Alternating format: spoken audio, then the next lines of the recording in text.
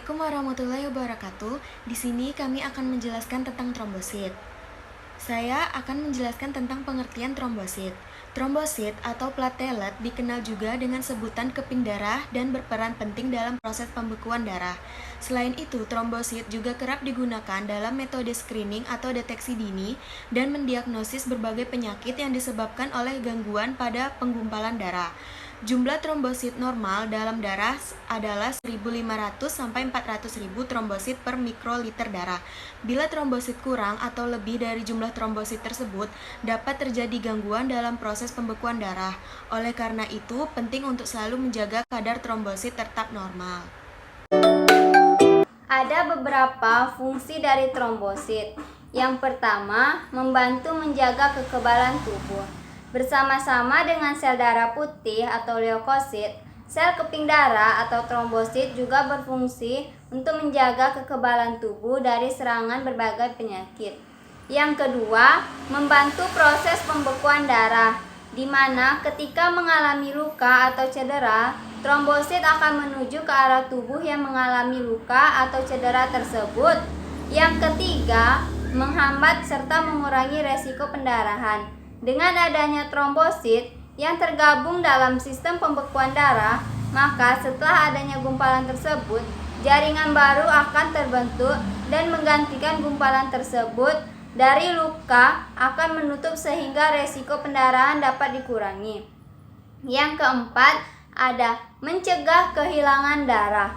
Fungsi utama dari trombosit sendiri adalah menyumbat pembuluh darah yang rusak untuk mencegah kehilangan darah.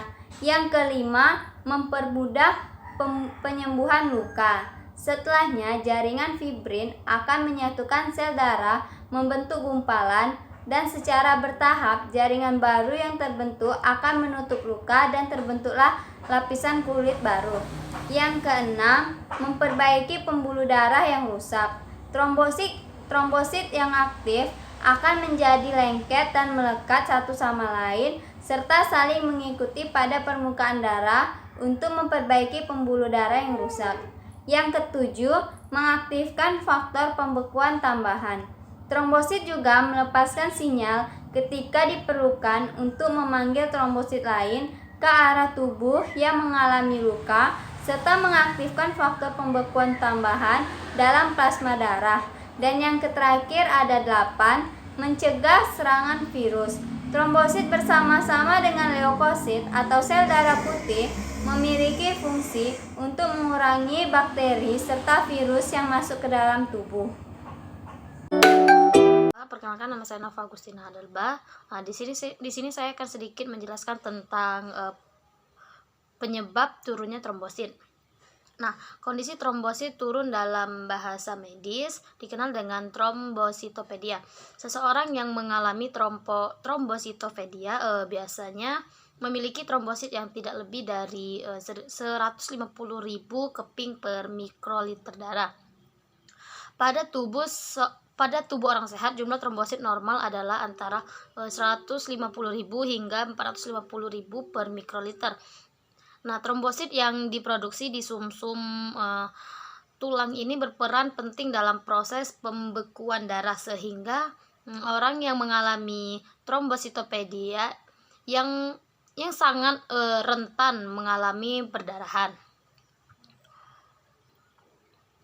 Secara umum yang sering terjadi menjadi penyebab trombositopedia adalah yang pertama, sumsum tulang tidak menghasilkan cukup trombosit.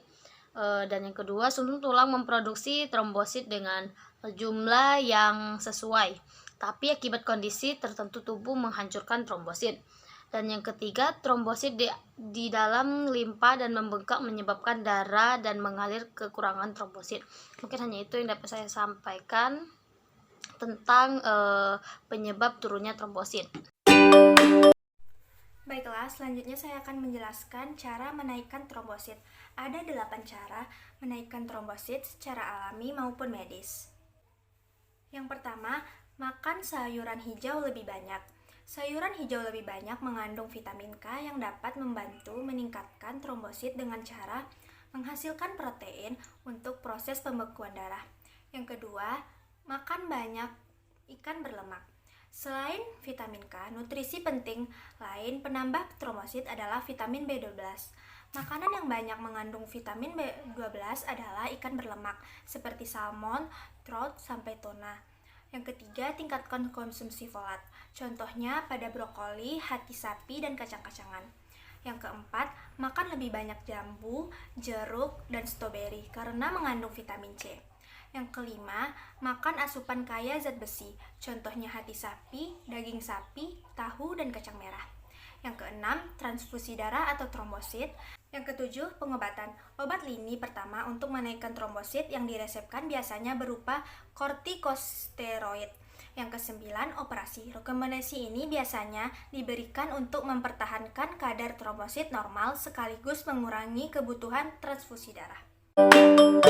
Sel trombosit adalah salah satu sel pembentuk darah.